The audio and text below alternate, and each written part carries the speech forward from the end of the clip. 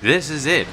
This is the last race of the regular season here for the Juicy Fruit Xfinity Series here. We are at Riki Raceway here. This super speedway can bring unpredictability to a whole new level. As James Qualls will be leading us down to the green flag, and here it is. Green flag is out in the air. We are racing under the lights here at Riki Raceway.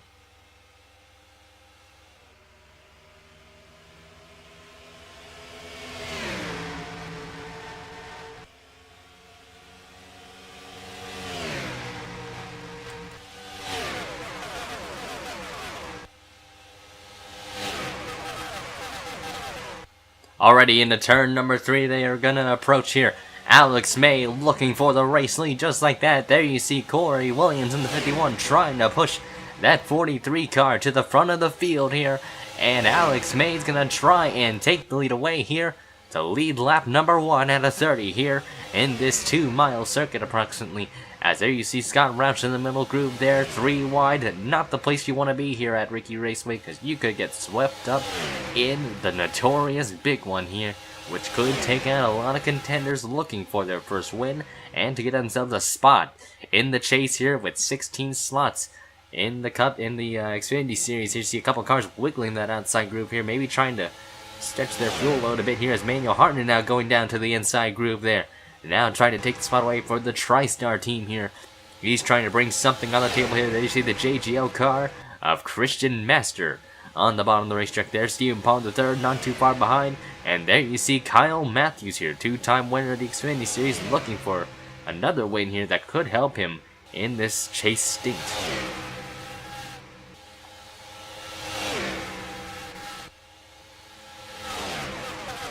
Out of turn number 2, they're going to approach there. You see still a bunch of cars in that middle groove. Roush still in that middle line. Christian Master Jr. there. Seymour Butts and Nathan Hudson there. All stuck in that middle lane here. But mostly you want to be on that inside line here in the early going. If you want to get in that lead and avoid trouble there, you might as well stay up front than be in the back to avoid all the carnage in front.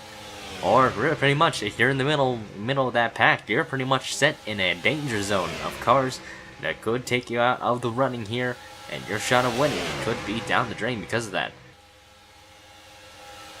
Now, for those that are running late in the season here, like Jeffrey Finguy and Scott Roush, they have to pass somebody full-time in points and win a race in order to be chase eligible. So far, I think Finguy might not be eligible for this, which is unfortunate for this one team, but Scott Roush, on the other hand, has had a very strong season. He's very impressive in that 60 car. The Zest machine has been on a tear in terms of consistency, so Roush is pretty set in the points as of the moment here, so if he finishes just solid today, or at least a mid-pack run, I think he'll pretty much be clinched in for the chase for the Xfinity Series, so we could see the 60 car as a potential dark horse or the championship 4 here if he can even make it that far.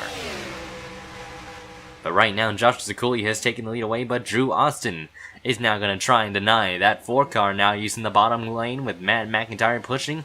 Matt McIntyre has found success here so far with 2 wins for the Abico Racing team, so that's an impressive feat for them. There you see Eric Rodriguez, also a 2-time winner in the series there as well. 1 Iowa and 1 Rockingham, so Eric Rodriguez has been on a hot streak as well. Randy Van Boopen now trying to catch his way into the field here, that unsponsored 90 machine, trying to help that team get some funding for their car. There you see Robert Pollard, Keon Eddington, not too far behind, but there you see a couple cars trying to get out of line here. Manuel Hartnett looks like he wants to get on that middle lane here out of turn 2. And it looks like it's not going to work, but we've got trouble near the back. Marty Johnson is upside down. He is flipped over, and that's going to bring out the yellow flag. There you see the Keats involved, Warren and Kyle. There's Christian Master Jr., Nathan Hudson, and much more, as the field's going to race themselves back towards line. Matt McIntyre in control of the race so far, as he's going to cross the line first and will slow us down here for the caution flag for the very first time here today.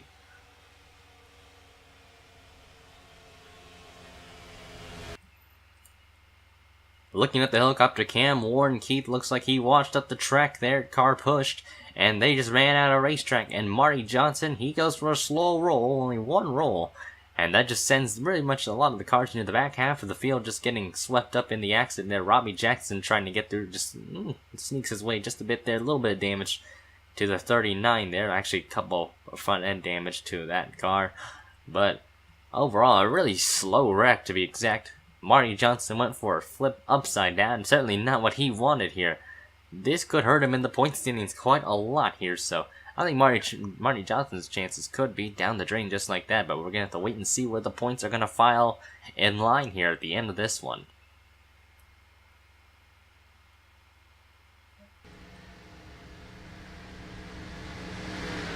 Pace car lights are off here. Matt McIntyre is still your leader here for Abico Racing. There you see the 90 team. They're running in that second spot. Pod and third for TriStar there. And here we go. Green flag is going to be back in the air. Randy Vanderhooven looked high for a moment there, so it looks like he's going to try and get some of that clean air. And there you see Drew Austin flying back down to the bottom of the half racetrack there. As there you see Randy Vanderhooven, he's going to try and look low, but Matt McIntyre puts the block on that 90 car. As there you see Keon Eddington for Junior Motorsports trying to make his way up into the field there. Four corners with high banks here could lead to a mistake. We saw a wreck happen today. Nobody retired from the race, actually, so Marty Johnson has to hope for another caution, maybe have more cars retire from the race to be exact. So otherwise, you need to have little to no damage if you want to stay in the main pack in order to be in contention for the victory here today at Riki Raceway. Keon Eddington is going to try and press the issue here, making it 3 wide. Finn guy down the bottom of the racetrack there. Jonathan Zorland's going to follow. There you see Eric Rodriguez there in the picture. Joshua Sekuli.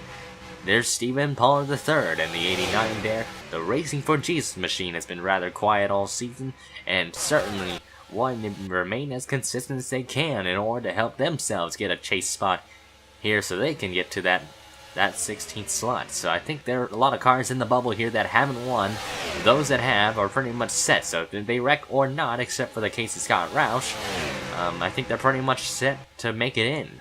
I think actually Roush should be good, because he's 21st in points from Monty Recollet coming in, so I think Roush is pretty much in a good position of making it. So I think just staying near the back here could be good for the 60 car, but I think they could try and go for another win. One person that has had a lot of bad luck throughout most of their career is Annie Thomas in the 16 car. They have not really found much success here in both the Dolman and the Juice Free Xfinity series, so I don't think it's really helping their case whatsoever, but they're chilling near the middle of the pack here, and then you see that massive first pack of cars there. James Cole's pole sitter coming in, running near the back half of the field, as well as Cole Baker and several other competitors there.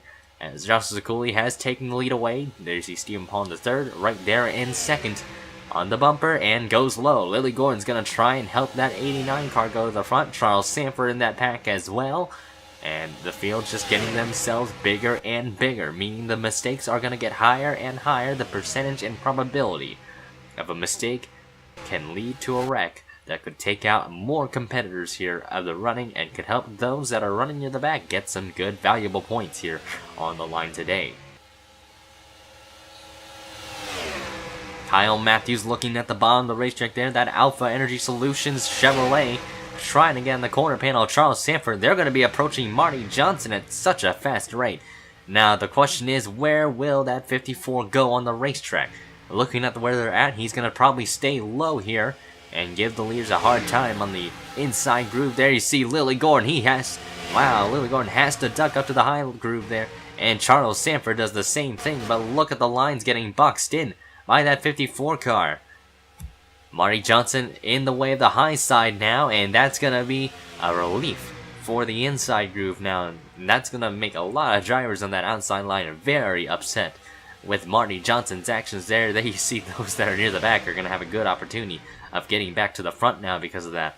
As Marty Johnson does go down low, now Jonathan Zorland's going to try and now pounce on the outside line to see what that 54 does and cuts a 62 off. So I don't think they're going to be too happy with Marty Johnson like I mentioned, and certainly that outside line is going to be rather furious here. As looking near the front of the field here, Charles Sanford, still your leader here at the race.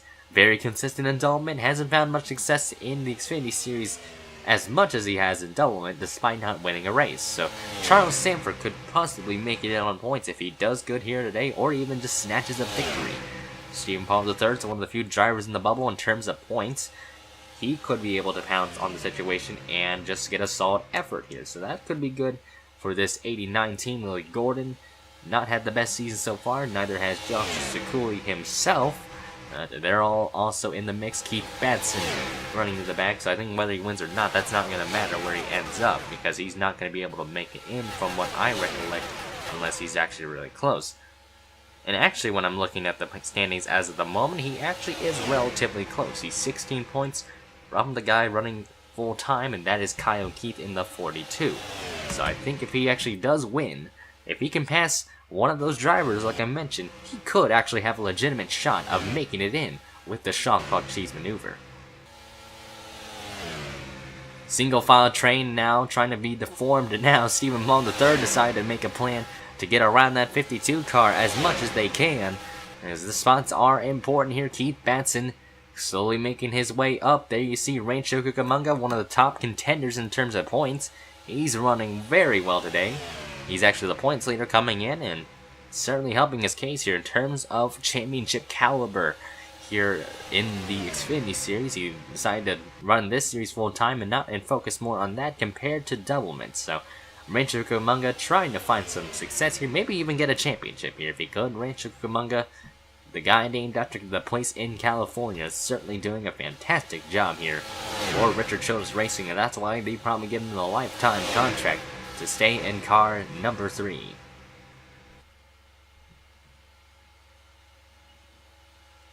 Stephen Paul III now getting challenged by the RCR entry. Down into turn number 3 here. Watch that inside line kick into play. There you see Scott Roush. I mentioned him before.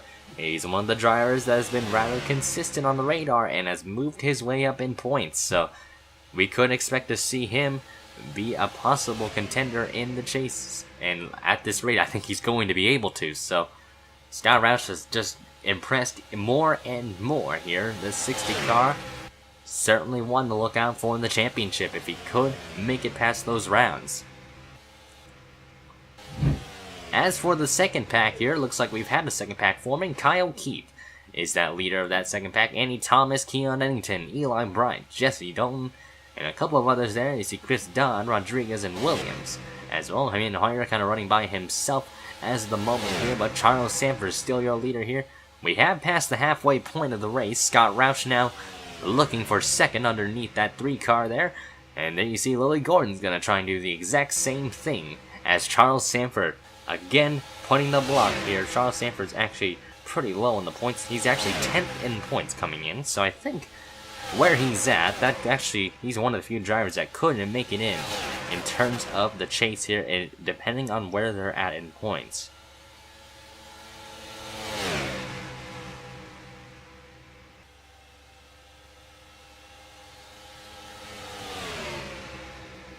Yeah, so there's like 6 slots open, so I think Charles Sanford actually is one of the few that could make it in on points. So I think just, again, an excellent effort for Charles Sanford could pretty much put himself in a good spot here in terms of the chase. Rather get those bonus points, though. Those are important here, so if you don't win, you don't really get any bonus points. A win is automatically 5 bonus points here, and that's actually, in terms of the point standings now, as 5 positions on the track. And look how slow Marty Johnson is compared to the lead pack, and that held up Rancho Cucamonga big time there.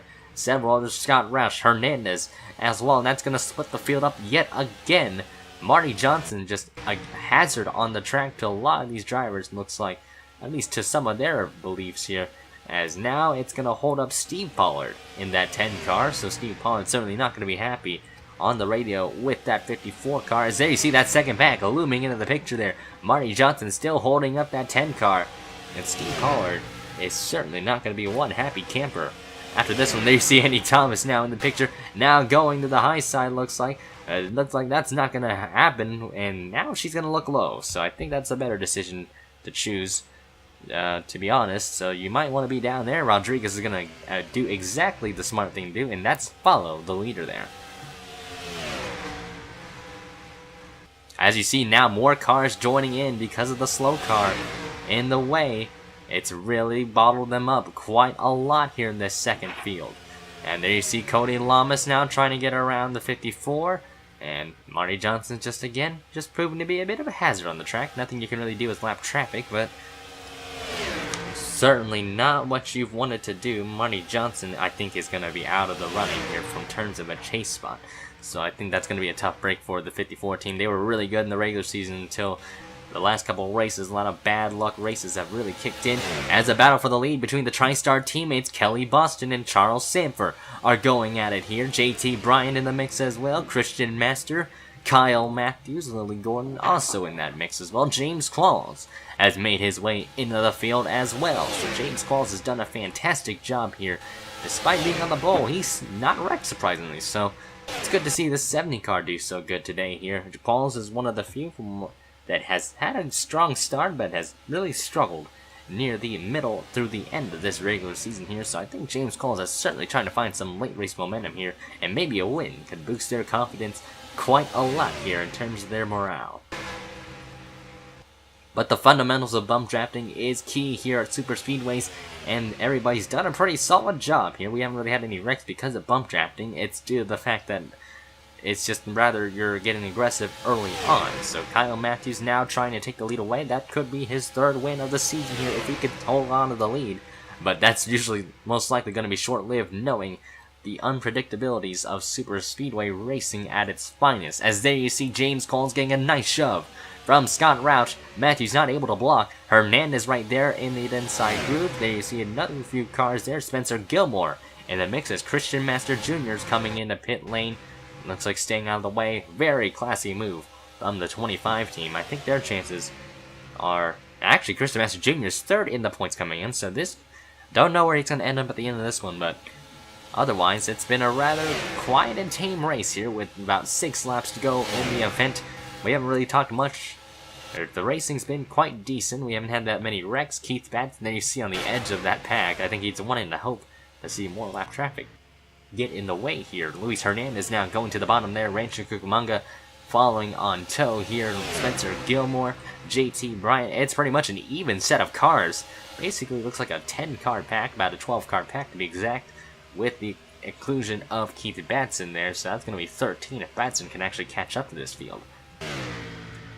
But once they reach Marty Johnson again, this is going to decide what will the leaders do and what exactly will happen. If a caution comes out, this could be quite exciting, and this could be a nightmare for those that have been wanting to stay in this first pack.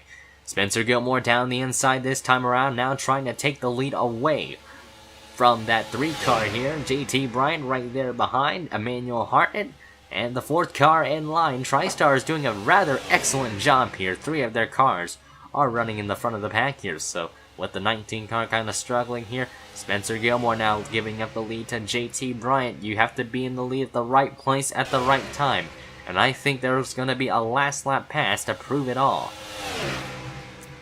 Lily Gordon now pushing the 98 to the front here, the Florida lottery machine. Bryant has been struggling a lot this season as well.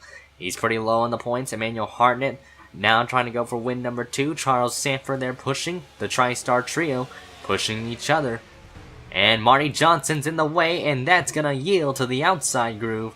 And that is much to the inside line's disgrace and disgust here. Marty Johnson in the way, and he does yield to the inside groove. So they've got a lot of catching up to do here, but they've only got 3 laps to do it. JT Bryant now your leader, Gilmore in second, and Rancho Cucamonga now third. One of the top 3 has won a race, but the other 2 has not. Spencer Gilmore is going to be hungry for a win. We know how aggressive he gets at super speedways, as there you see Cucamonga now down to the inside, now trying to take second away. I think this is a tack tie now for this 3-car, but no help given for the RCR entry, and is able to end up just short for car number 3. But you see Hernandez and Roush are working together there. James Qualls in 6th. Don't count him out just yet. And here comes Gilmore down the inside. 2 laps to go here at Riki Raceway. And Cucamonga, will he go down low on the racetrack? Gilmore blocks the bottom line. That's all he needs to do. But Cucamonga is going to have a trick up his sleeve. What will he do to get up to the front of the pack? Cucamonga's just waiting on that backstretch. Let's see who goes low. Cucamonga does go low. Hernandez follows. The Chevrolets are going to follow each other and abandon Spencer Gilmore. And there you see Scott Roush in that 3rd spot. JT Bryant able to attack on that inside line. James Qualls coming into the picture there. And here they come off of turn number 4. The white flag is going to fly. 1 more lap to go here at Riki Raceway. Hernandez is right there in that second spot, but Rancho Cucamonga's gonna have to hold him off. He blocks low. Hernandez looked low for a moment, but it's not able to make it work. JT Bryant there in that third spot. The third place car could be in the catbird seat, but let's see what Hernandez is gonna do. Looks like they're gonna stay, but Hernandez finally goes down to the inside line. Hernandez, will he perform a last lap pass to decide it all? Can he punch himself into the chase here for the Xfinity Series? But JT Bryant is right there. Here they come off of turn number 4. JT Bryant trying to prove that he can win a race here, but it's not gonna work. And Luis Hernandez wins here at Riki Raceway, as there is a caution on the track to end it, and that is it. Hernandez in victory lane with a last lap pass on Rancho Cucamonga. And that is gonna put him into the chase here. A last lap pass has put him in, but there has been a caution on the track. Seymour Butts has crashed Dylan Schwalberg with heavy damage to the front of his race car, and Seymour Butts is wrecked as well.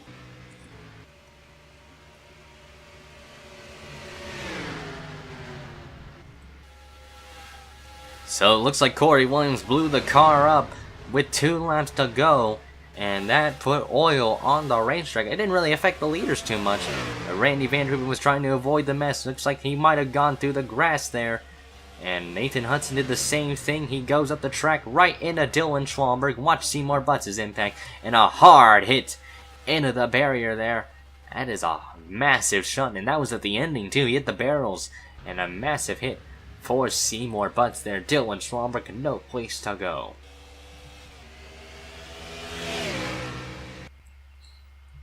See, Nathan Hudson lost speed there. You can't really control the car in the grass. Dylan Schwalberg just nowhere to go, and everybody's on the brakes. So the track's just blocked. It's just so narrow, and just a terrible accident for Seymour Butts there. Slams the barrier in the ending, and imagine that hit. We're gonna rewind that just a tad.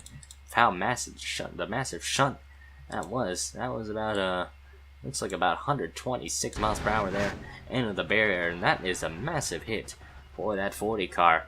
He climbed out of the race car okay, but a terrible wreck for that 40 car.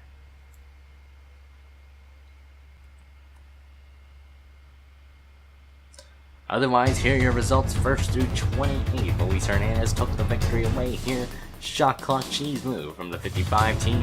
JT Bryant 2nd, Cucamonga 3rd, Qualls in 4th. Give a shout out to him. And Scott Roush with the top 5 run here. Excellent effort for the 60 team. They're already in anyway, I think, with that run. But a lot of those that already won are already locked in. But there's 1st through 28th, and then all the way down to 40th. Corey Williams, the only retiree. That wreck happened near the last lap, so technically we didn't have anybody retire except for that 51 car. And I think Marty Johnson's going to have to be a sitting duck. The point standings will be up shortly, but it's mostly going to show the chase grid, and then the points here coming into the round of 16. Or round of 12 to be exact.